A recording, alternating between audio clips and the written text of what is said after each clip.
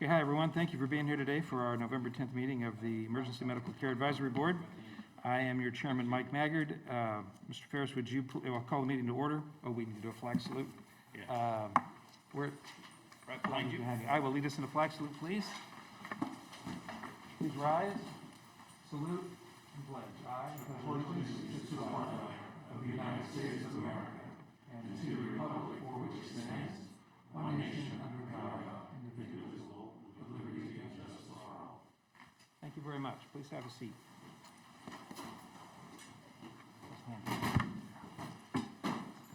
Okay, everybody, the microphones are live all the time. So, Mr. Ferris, would you please do the roll call, please? Certainly, thank you. Mr. Weitzel. Here. Mr. Cryer. Here. Chief Wells. Here. Dr. Lyon. Here. John Surface. Here. Scott Hurlbert. Here. And Chairman Maggard. Thank you very much. We have a quorum. Thank you, sir. Okay, we have some items on consent. They are designated with a CA at the beginning of the description. They are items 5,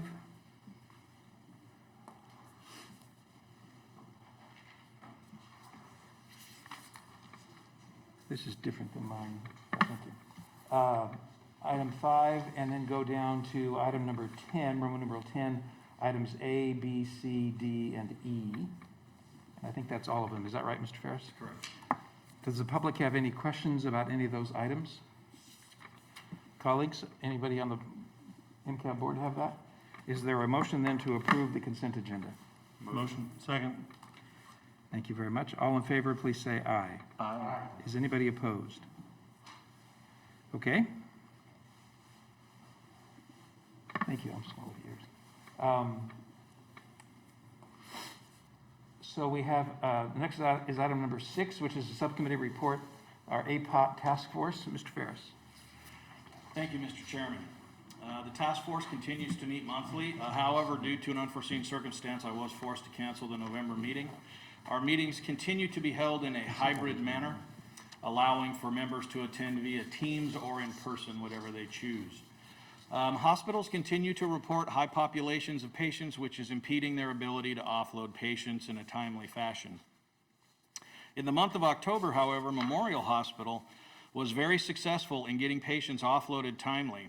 They had an overall offload total of 120 hours, compared to Adventist Health Bakersfield's 297 hours and Kern Medical's 187 hours.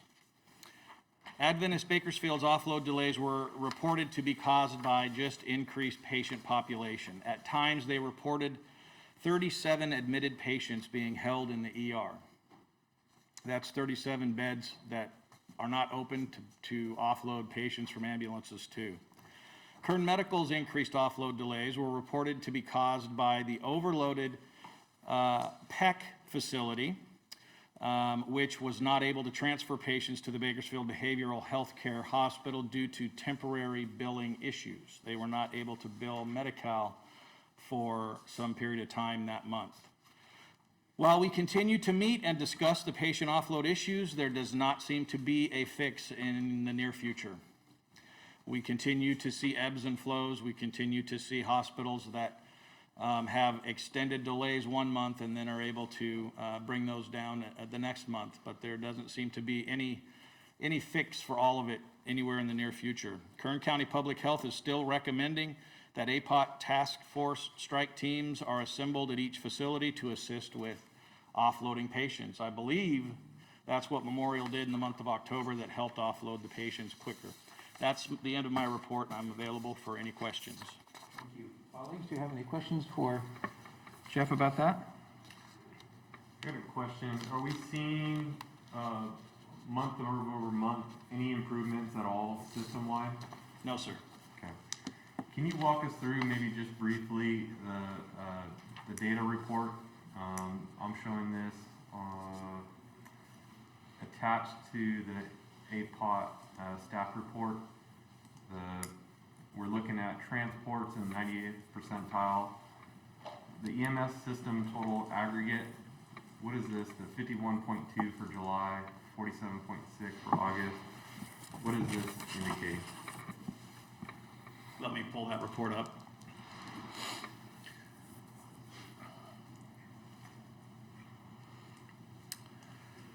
Okay.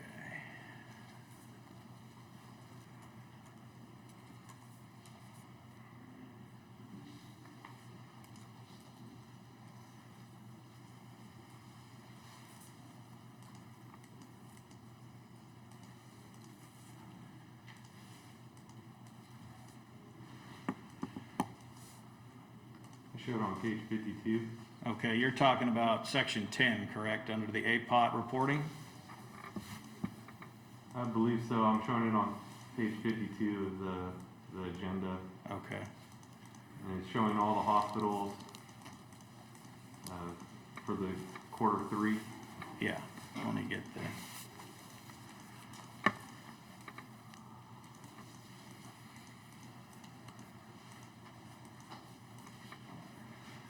I'm just trying to get a sense of, to me, it kind of looks like it's improving, but figuring out what this system total aggregate. Okay, and you're looking at the specific, which specific chart? The one on page 52, it shows all the hospitals for July. Total hours waiting for a bed? I see transports in 90th percentile time. Okay. I'm sorry. That's APOT 1 and 2, the two APOT standards 1 that are and 2, measured. yeah. APOT 1 shows the time it takes for them to reach the 90th percentile, and then the second report, APOT 2, is a little different, but it gives you how many were offloaded in less than 20 minutes, 20 to 60 minutes, 60 to an hour. It just characterizes the actual time on task. That's correct, yeah. APOT 1 is the 90th percentile of all offload times for that hospital, for each hospital that month, the 90th percentile. Then APOT 2 breaks it down into specific time frames. So 2.1%, I believe, is greater than 20 or 60 minutes, between 20 and 60 minutes. That's the breakdown that the state has for that report. This is the report we send to the state quarterly, APOT 1 and APOT 2. And on that first chart, the bottom row is the mean for that column for July, August, September. The aggregate, The aggregate is that, what is the aggregate? that's the aggregate of all of the 90th percentiles for that month. Okay, so a 90 score in that aggregate would be the goal. What the state is asking for is us to provide the 90th percentile of offload time. So if, let's see, if for that month, the 90th percentile was 20 minutes, that means that 90% of patients were offloaded in 20 minutes or less. That's what that would show. Okay. So that's what the state is asking for, is what is the 90th percentile? Okay. For that. And so if going from an aggregate from 52 to 47, is that a positive sign? Yeah, I believe it is. That is a positive sign. Okay. Now, if that, we'll see if that lasts into quarter 4. I hope it does. Sure. Yeah. Perfect, thank you. Uh-huh. Another question. Okay, good questions. Does anybody else on the board have any questions about the report of Mr. Ferris? How about members of the public? Don't see anyone, thank you. So it would be appropriate then for us to receive and file the report from Mr. Ferris. Is there a motion to receive and file item number 6, our APOT Task Force report? So moved. Second. Motion and a second. Any other questions? All in favor, please say aye. Aye. Aye. Is anybody opposed? Very good, thank you. Next is item number 7, public comment. Do any members of the public wish to make comment to us today about anything that's not otherwise on our agenda? Don't see anyone, thank you.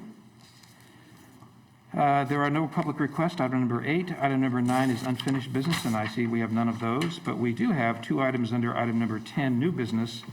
Item number F and item number G, and they are somewhat linked, so Mr. Ferris, do you want to walk us through those one at a time, or you explain them as you feel they should be? I can do one at a time, or I can continue on and link them together. They need to be voted on together, coupled. Okay? So talking about the Emergency Medical Dispatch Study Report. So in the early 1970s, Kern County was a small developing system benefiting greatly from the creation of a paramedic level of care that was created at Harbor General Hospital in Los Angeles. And some of you here today, I'm sure, remember the television show Emergency. Emergency followed the daily life of two paramedics in the Los Angeles County Fire Department and brought the scene of medical and traumatic emergencies into the family living room every week. This TV show is credited with proliferating the spread of paramedics across the country, and for all the good this TV show brought, it also created an expectation in the minds of those who grew up watching. The expectation is that whenever someone calls 911, we respond with lights and sirens, because with lights and sirens, we get there faster and every second counts. And that has been the belief, and it has not been questioned until recently. Over the past 10 years, agencies across the country and around the world have begun questioning the safety and efficacy of their responses to 911 calls. Almost 3 years ago now, I attempted to begin a study of our 911 response configuration similar to the study conducted in Fresno in 2015. When COVID-19 hit, the study got shelved and was not able to be touched until the beginning of this year. The study took 6 months to complete, and the conclusions from that study are driving the currently requested changes. Looking at the outcome data I presented to you in the report in your packet, during 2020 and 2021, Kern County ambulances responded with lights and sirens 160,265 times. That's 71.20% of all emergency responses were with lights and sirens. But only 4,179 patients, or 2.61%, were transported to the hospital with lights and sirens. So why are we responding to so many calls with lights and sirens? During that same time frame, 2020 through 2021, the average response time difference between lights and sirens and no lights and sirens in Kern County was 1.2 minutes. A study conducted on the East Coast several years ago found that the odds of being involved in a motor vehicle accident increases 200% when lights and sirens are activated while responding to a call.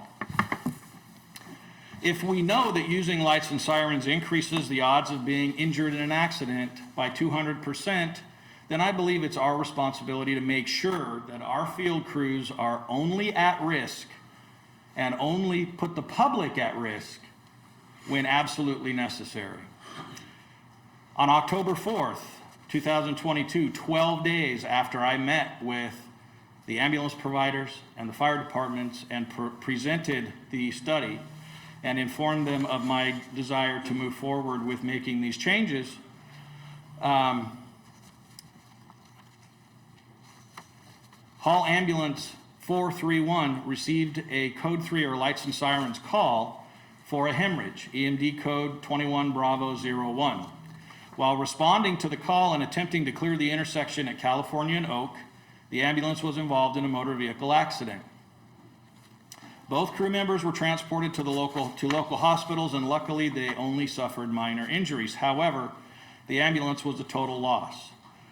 A second ambulance was dispatched to the original 911 call, also responding lights and sirens, along with Bakersfield Fire Department. The original 911 patient was stable. Their life was not in danger. The patient was transported to a local hospital with no lights and no sirens. On October 12th, 2022, 8 days later, at approximately 0900 hours, Strike Team Ambulance Adam 8, under contract with Hall Ambulance Service, received a code 3 lights and sirens call for a motor vehicle accident, EMD code 29 Bravo 05. While responding to the call and attempting to clear the intersection at Chester and 20th, the ambulance was involved in a motor vehicle accident. Luckily, there were no injuries reported, However, major damage was reported to the ambulance as well as the other vehicle. A second ambulance had to be dispatched to the original 911 call, also responding, lights and sirens, along with Bakersfield Fire Department. The original call ended up with no patients. It was a non-injury accident. If the EMD changes had been in place prior to October 4th, I am very confident in stating that neither of these vehicle accidents would have occurred. The property damage to both ambulances as well as privately owned vehicles was totally unnecessary and was 100% preventable. It has become clear that first responders are most at risk for accident and serious injury when traveling with lights and sirens engaged. Agencies across the country and around the world are conducting studies and reviews their response configurations to determine the responses that will best serve the public while providing for the safety of their first responders.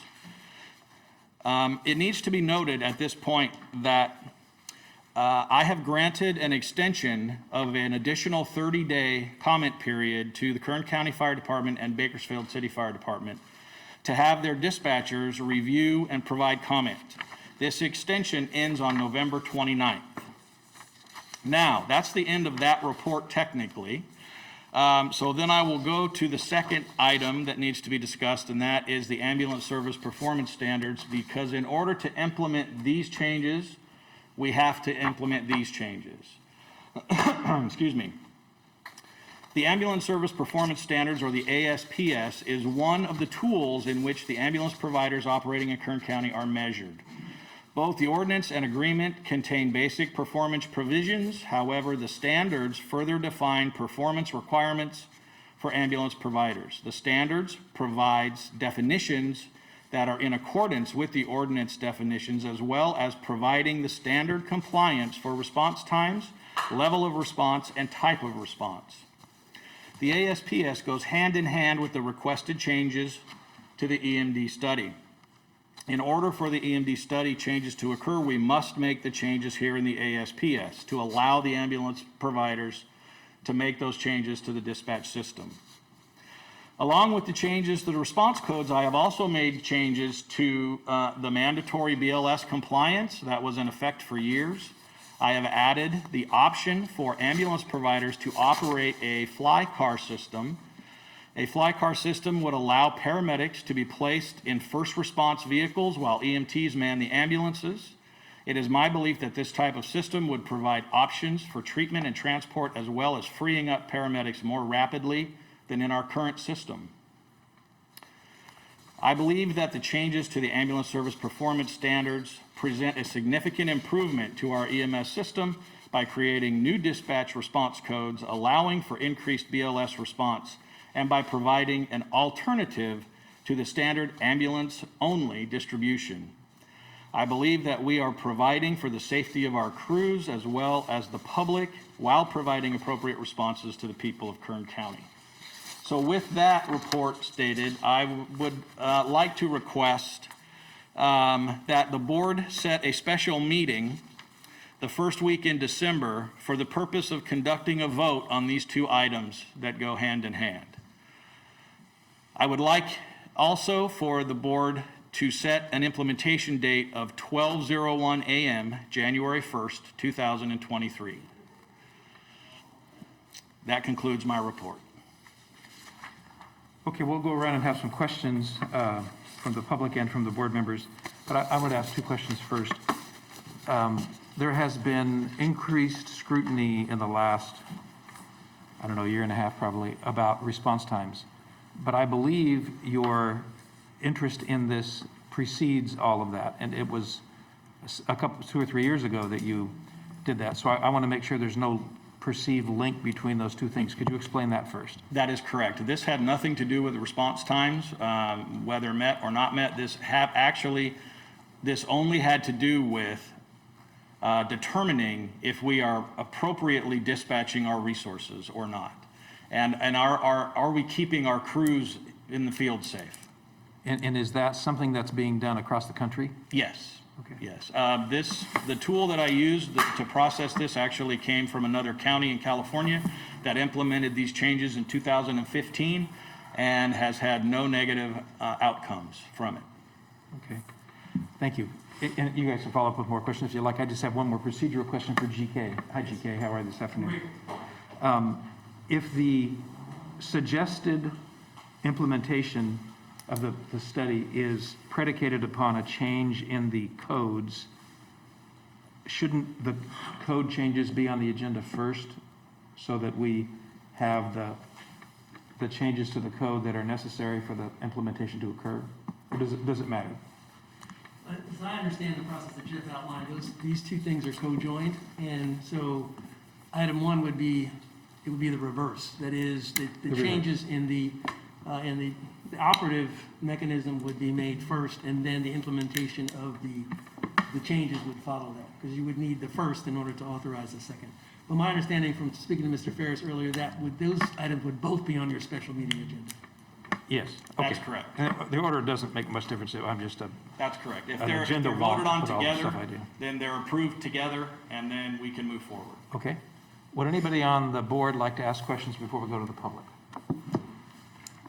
I do have, Just a second, Orchel. Let's go to the chief, and then we'll go to you. Chief, you can go ahead then. Okay. I do have a question, Mr. Ferris. You mentioned about the risk, the increased risk of using lights and sirens, and you brought up two recent examples. Did your division look at the total amount of accidents that have occurred over the trial period for lights and sirens incidents? So I'm looking at your report, and in this report, 160,265 responses occurred, lights and sirens. How many accidents in totality happened in those responses? I did not total those. I did not look at total accidents. I think that would be a request that comes from the fire department, and looking outside just besides the ambulance, because safety is a #1 priority for us, firefighter safety, first responder safety. And, when we take the validity of the risk, it's just something that I think in order to weigh that risk, looking at what we actually have in our county to see if that risk, while it might be based on the population study looking across the United States, but sometimes, the wildfire risk in Alabama isn't the same wildfire risk that we have in Kern County. So understanding that and looking not just on the ambulance side of the data, but on the fire department side of the data, Bakersfield Fire, Kern County, Cal City, I think that's something that we need to take into consideration when weighing that risk in making such a big change that we're looking at today. That's something you can put together for him? I can certainly look at that before the next meeting. Okay. Very good, thank you. Mr. Cryer? Yes, thank you. Safety is important, we're all concerned, but our #1 focus is the patient that has a 911 call. And at times, minutes, 2 minutes, 3 minutes could be a difference getting there. Kids trying to have a heart attack or an accident where guys losing a lot of blood or whatever. But what would be the new protocol? Will they have to don't use the lights and sirens just for lights only, or not at all? Or when would it be used for using the right protocol for them to use their sirens and lights, or is that a judgment call for the ambulance driver? No, sir. The way that it works is we have we use an international dispatch system, and when the dispatcher answers the phone, they triage the patient over the phone, which means that they gather as much information, and they follow a script to gather all the information. And at the end of the call, the computer issues an EMD code, a specific EMD code. Those EMD codes are what I used to process this data. So I processed 454 EMD codes. And out of the 454, it looked at specific, over a 2-year period, for each specific code, it processed all the patient information, it processed the survivability of the patients, how many times lights and sirens were used, how many times it processed a whole bunch of information to determine if that specific code requires lights and sirens or not. So it would be based on the code that the computer generates for that specific EMD response. So it's not left up to anybody's judgment, it's based on the code. So our data over 2 years shows that 196 of our EMD codes do not require lights and sirens. However, 224 remain the same. There were no changes, and there were 34 upgrades from no lights and sirens to lights and sirens in that study. So it's looking at each individual code, over 454 of them, to make this determination. They can ask you another question. Is, in an Asian society, I'm probably one of them. I am one of them. But a lot of them out there have buttons. If they have a heart attack or something, they push a button, they don't talk or nothing, it goes directly to 911. How do you do the triage on the phone now? You just, Well, we wouldn't necessarily do the triage. If that was just a help up button and they're not able to talk to anybody, then there would be a response that's dispatched based on that button push. myself, like a lot of them, heart attacks are so important. Sure. And all that. And I know, and I've used Hall Ambulance before several times. They've done a hell of a good job, and I'm very happy and pleased. And also the fire department, I'm very happy and pleased what they do. And I feel real comfortable and stuff. But I just like to make sure that, we're making the right decision, that we're not holding back, not using, especially at traffic signals when lights are red and stuff, you need to get through it. And the cars are walking away because they didn't hear the ambulance, hear the siren or something a half mile back or something. But that's just a concern I had. Thank you. So Mr. Ferris, can you clarify just in general terms, because I think if you haven't read all the background to this today, it might cause more angst than you intended to cause. But if, and I'm sorry for No, it's okay. the mask and everybody here, okay? Are you downgrading any calls to come, instead of with lights and sirens, they're not gonna come with a lights and siren anymore if this is implemented? Are you downgrading any calls that are related to any cardiac issues? I think there are a few minor cardiac issues that are listed in the EMD codes, but anything that has to do with cardiac arrest, respiratory arrest, massive blood loss, anything that the 2-year study showed the patients that were responded to required those lights and sirens, they're still getting them. That's not going to change.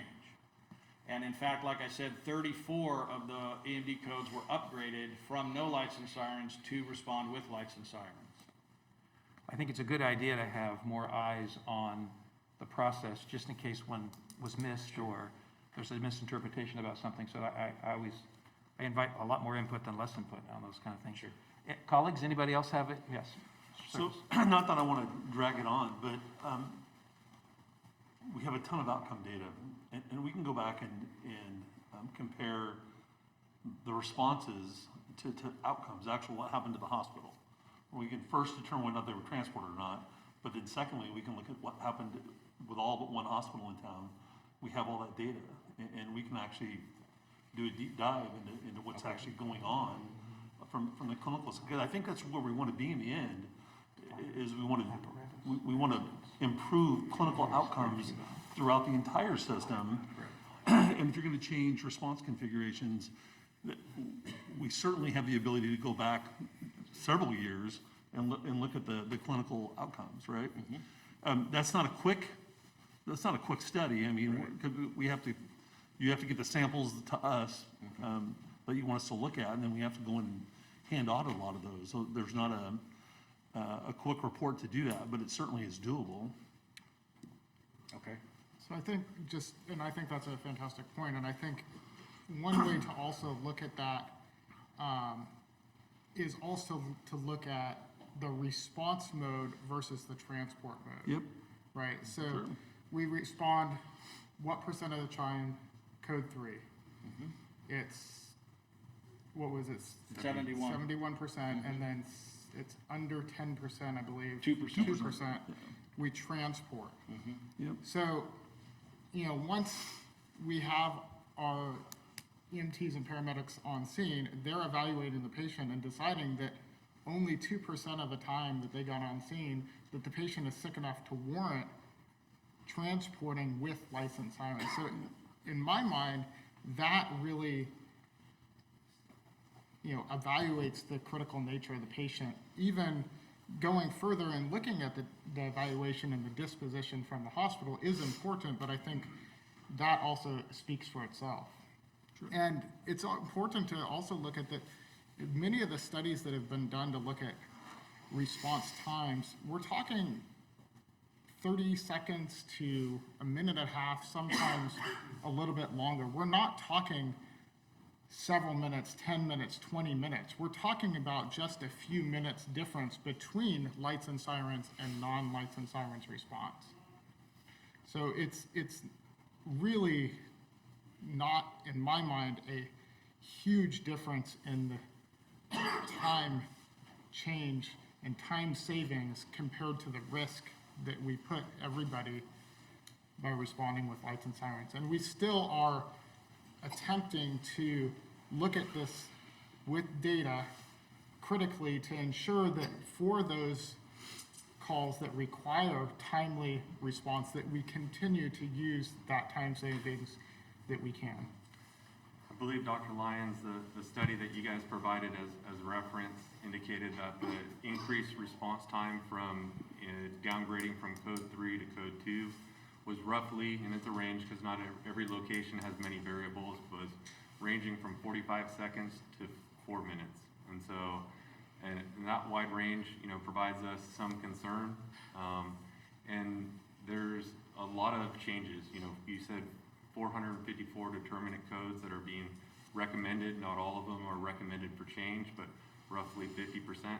So it's a lot of data to go through, you know, and that's why I appreciate Mr. Ferris, Dr. Lyons, Bryn, that allow us to look at this data, you know, the extended comment period to November 29th, and we're actively looking at it. There is some serious concerns that we've found and that we'll bring forward. And so part of my concern that I wanted to voice to the board, you know, for you guys to consider is that this is a big change, and we're looking to improve the system. And one thing that we wouldn't want to do is take a step back and necessarily increase our risk on another end, trying to decrease our risk in response.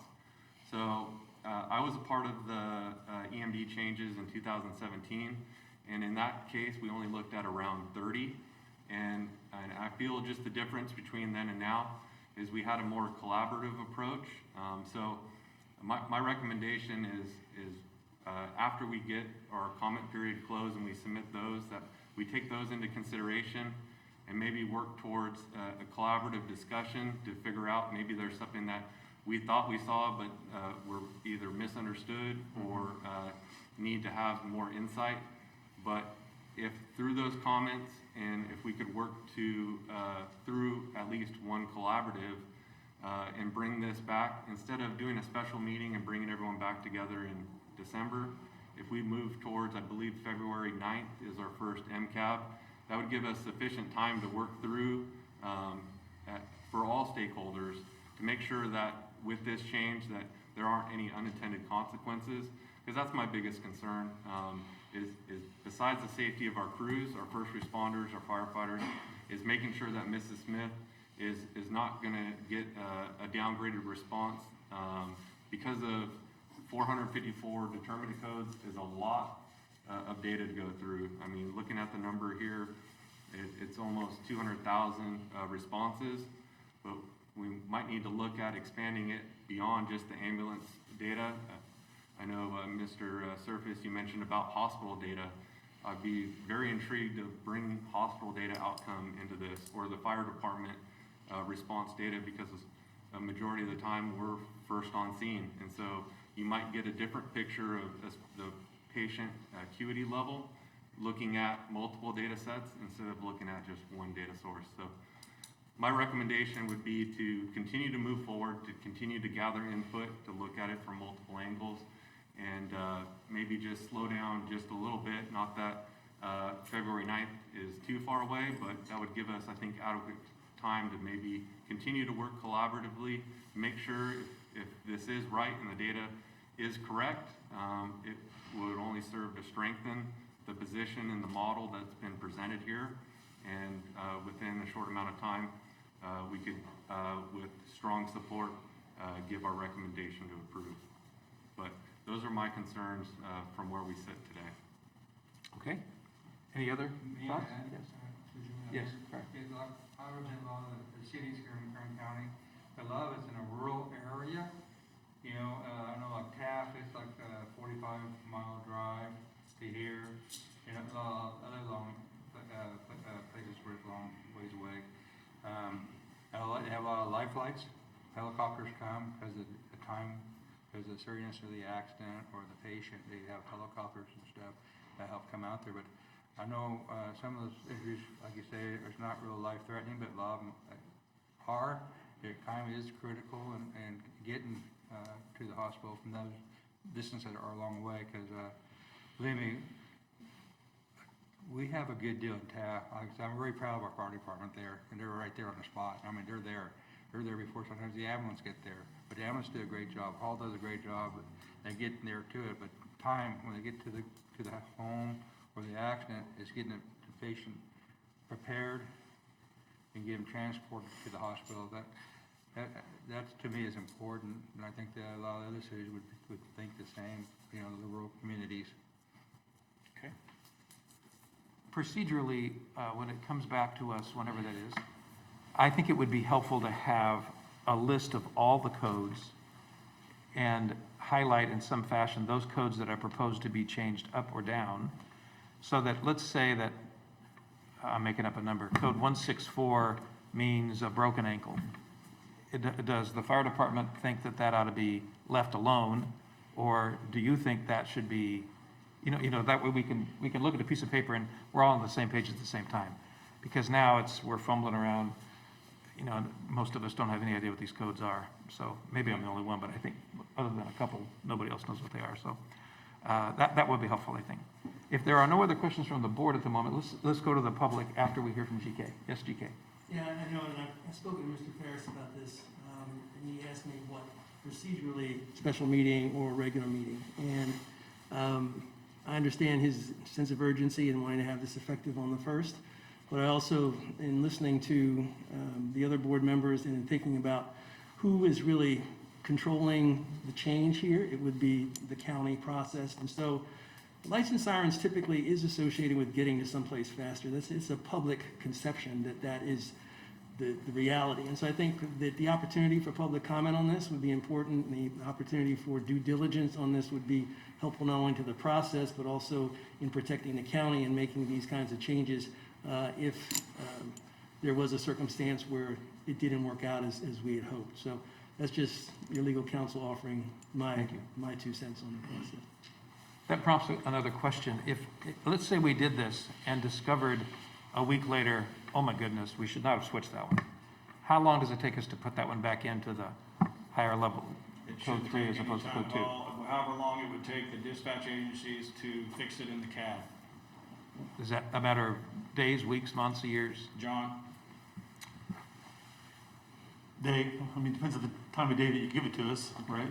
Within a few days? Yeah. Fairly Okay. quickly. So it could be adjusted if there was proved to be a problem. I think the biggest amount of time is making sure that you have the process in place.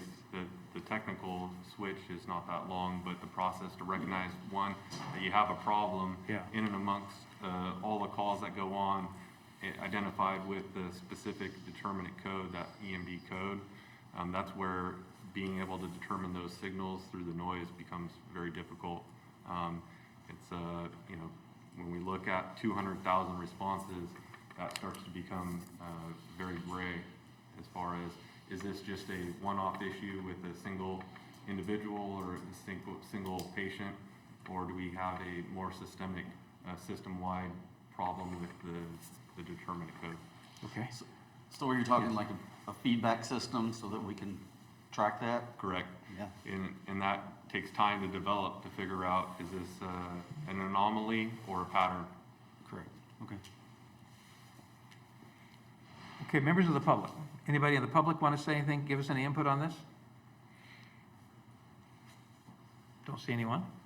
Okay, I think there's a couple decisions. Do we proceed today? It's recommended that we not. So then the second question is, do we do that in December? What was the date in February you talked about? I believe it's February 9th. 9th, okay, not 29th, 9th, okay. That, of course, will be your first meeting, not here. Yes, yes. I'll be here in December, but not in January. So let's see, with regard to, you had a reason, I presume, that you wanted to implement this January 1.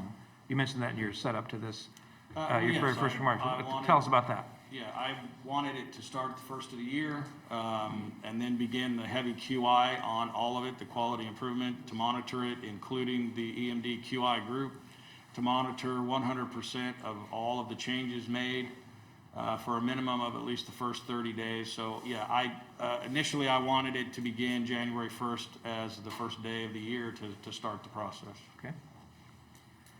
Clearly, we understand fire department, Kern County Fire Department's perspective. John?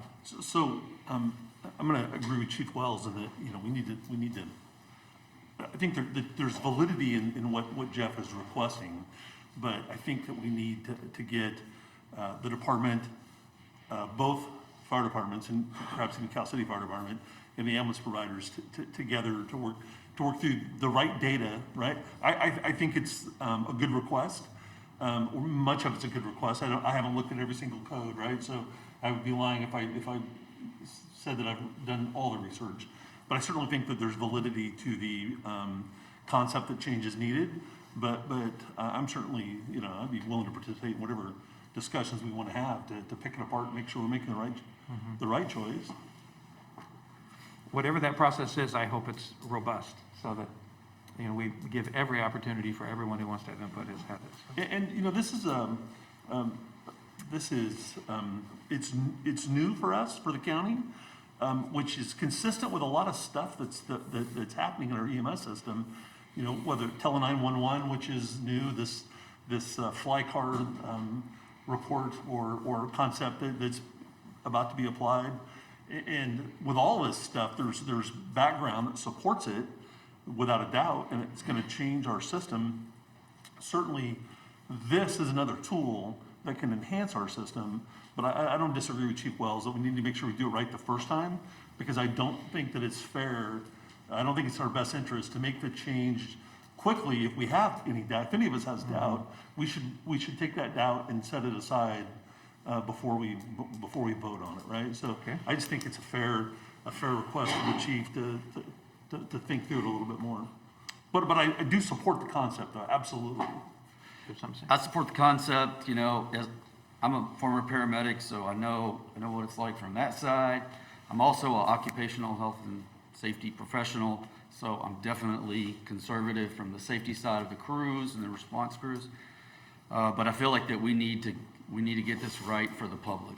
Okay. And So you're leaning towards taking a little more time, is that what I'm hearing? yes. Okay. Anybody else have a perspective? I'll Yes. concur with that position. Mr. Whistle? A little more closely. Okay. So bring it back, it sounds like, I'm not trying to put words in your mouth, but it sounds like the consensus of the group is to bring it back February 9. What can we expect between now and February 9 as to this process? And you said something, Chris, about, say one more time for us, what you explained about some review that you had in there. I didn't quite catch how you described it. Do you remember what you said? As far as the public? Yes. Well, getting it right for the public. No, I'm But, sorry. I mean, the health and safety. About reviewing the codes, or, it wasn't what you just said, it was what you said 10 minutes ago. Oh. That he agreed with. About tracking, doing some tracking for each code, a way to submit when we feel like we got something wrong. Okay. And then a way to review that so we can collectively, all the agencies collectively look at that and have some discussion about what we're getting right or not Okay. after it's implemented. one thought occurs on that same vein is, if there is a correction that's needed, determined to be needed, that process should be documented in what you bring back so that it doesn't have to come back to the board every time we want to correct one of those codes. I don't know if that's possible, but we're going to be approving this mass change. I wouldn't want to have to delay the process by bringing every corrective change back through the board. Is there a way to delegate the authority to change codes to some level below this board? Does And Dr. that's a Lyon currently subcommittee. have that authority? Isn't that, Under health and safety code, I believe he does. yeah. So if there were modest changes, that might be a quick way to get it done. Because when there's E&D code changes, you have to sign off on them, right? Yeah, so for simple EMD code changes, for codes where there's options, we typically make those decisions. But this We is being you, it goes across your desk? Correct. Yeah, okay. We as in EMS and me EMS, at okay. the end of the day. You and be Jim, signing okay, it yeah. off. Correct. But this is a bigger change and it involves the entire system, hence why we feel that this is important that we bring it to this board, we have these discussions, we work through the process, and again, get it right the first time. But circling back, this is about public safety, this is about our EMS and fire personnel safety, and, you know, we think that this is the correct direction to take the system. And we are not the first system to do this. There are other systems in the state as well as throughout the country that have made these types of changes successfully. And the fail-safe really is Dr. Lyon's signature. He has the ability, if you change something and there's that was a bad idea, he can change it. Here's the email, changing effective immediately, and we gotta go make a change in CAD. But I think that there already is a fail-safe built into it. But now the question is getting to the point where it's implemented, Right. and that's a lot more work, I think, than we thought. And I have one quick note to add to what Dr. Lyon was saying, and it was brought up a couple times.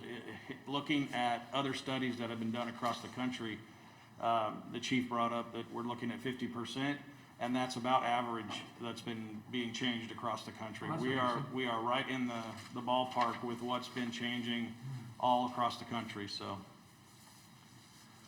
As, not as to conclusions, but as to process, could you keep us in the loop with some emails about, here's, the group's gonna meet on this date, and here's who's gonna be involved in it, just so that might be good, so we'll all be on the same page as to how the process is honing in on arriving at what recommendations it will be. Okay, this requires a motion, I believe, because it's on our agenda, a motion to not remove, but a motion to extend these items, I think. Wouldn't that be the right word, GK? Continue to February 9th. Thank you. Continue to February 9. Do we need a separate vote on F and versus G, or? I think you can consolidate, they were presented together, so, My phone's gone dark here, so let me go back. Is it 10 May I F ask and one G? Yes, sir. Question. Dr. Lyon. Does this impact the fly car if we do not approve this now? Will that be? Technically, if we use it as a trial, we do not have to have it listed in the ASPS as a trial study. If we choose later on to go with a permanent system change, then it would have to be in the ASPS. Okay, fair enough. I'll make a motion to extend till February 9th for discussion. Thank you. A second. Thank you. The technical term GK likes is continue. You good with that? You good with that? Whatever that was? Thank you. Okay, so motion is to continue to February 9, 2023. Any other questions? All in favor, please say aye. Aye. Is anybody opposed to that? Very good. Thank you. Everybody, thank you for robustly engaging in this process that's going to be forthcoming. That's their job, right? Yeah, it's their job, and we're grateful they do it. Okay, next is item number 11, which is manager's report. Mr. Ferris? Thank you, Mr. Chairman. Of course, EMS continues to work diligently to work with all of our stakeholders to improve the system. Tele 911 is being used in the field. EMS has mandated that it be used when patients meet certain criteria. We are hoping that this will help with the ambulance turnaround times and the paramedics being freed up to respond. I was speaking with Mr. Surface just before this meeting about expanding that system throughout some of our rural areas. Response configuration trial, we've already talked about that briefly. It is my intention to work with Hall Ambulance to conduct a trial of the fly car response configuration as soon as possible. I believe this configuration could prove to be very beneficial for our system. EMS currently has now a third duty officer vehicle that's in operation. We now have EMS response coverage, duty officer coverage in the East Kern. We have 2 now in the metro area that will be available to respond if needed. COVID-19 continues to linger. Our ambulance decontaminations have diminished greatly. However, the state has projected a slow increase of COVID-19 patients over the holiday season. We currently have 6 COVID positive patients in our ICUs and 40 in our hospitals. 6 in ICUs, 40 in hospitalized, yes. Thank you. Staffing issues, we continue to see staffing issues in all areas of the system. Hall Ambulance continues to contract with best practice medicine out of Montana for paramedics and EMTs. Additionally, Hall has subcontracted with Pro Safety, one of our local providers, and numerous ambulance providers from Los Angeles and Orange counties to supplement the system. In addition to the staffing issues, we are seeing unprecedented call volumes that are staying around. It's not COVID-19, it can't be pinpointed to any one particular issue, but the call volumes are staying about 20 to 30% higher than they were just 2 years ago.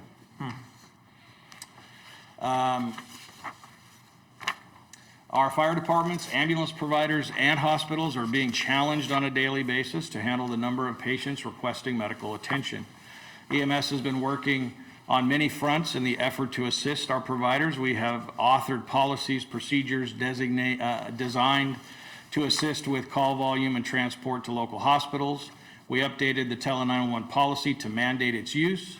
Currently, to date, we have 388 contacts of Tele 911. That includes 125 that were treated in place and not transported, and 111 that ended up being transported, with 54 that signed AMA against medical advice. In an effort to assist stakeholders with staffing, since our last meeting, staff have processed 163 certification applications covering EMT, paramedic preceptor, emergency medical dispatcher, and mobile intensive care nurses. Wasteland Weekend occurred from September 17th to September 28th in the Aerial Acres portion of the East Kern. EMS staff attended during the peak days for medical oversight and support. During the event, on-site medical staff treated 385 patients and coordinated the transport of 4 patients to local hospitals. QI, we continue to work with First Watch. We have created numerous triggers and currently have a dashboard that allows us to monitor the system as close to real time as possible. We are receiving notification emails when inappropriate users access the system in order to expedite our engagement to stop the overuse by those individuals. Additionally, my QI staff have been reaching out directly to field crews when they find discrepancies in patient documentation and when they find crews that have done an exceptional job. EMS has sent out numerous compliment letters along with one of our challenge coins to crews that have done an outstanding job, either patient care and documentation both. I believe this is having a positive effect on the system by providing immediate guidance along with open discussion and positive feedback.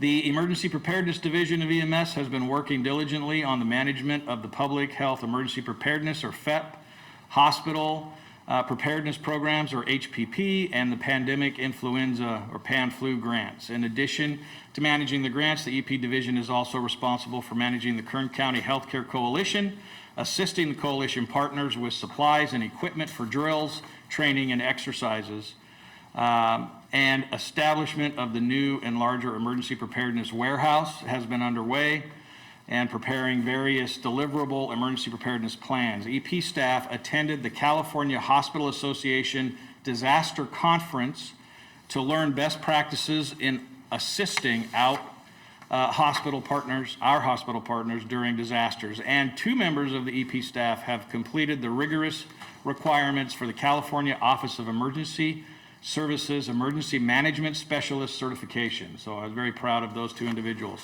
This concludes my report. I'm available for any questions. I noticed in your comments a reference to inappropriate usage of the system, the IT system. Yes. The county has undergone a very thorough examination and process to protect our IT from being hacked and being pirated and whatnot. Does that carry over completely for your department, or are you comfortable that we are safe there?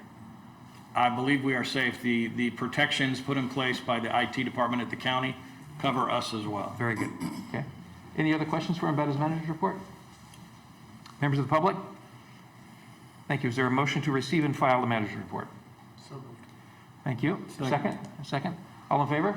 Aye. Anybody opposed?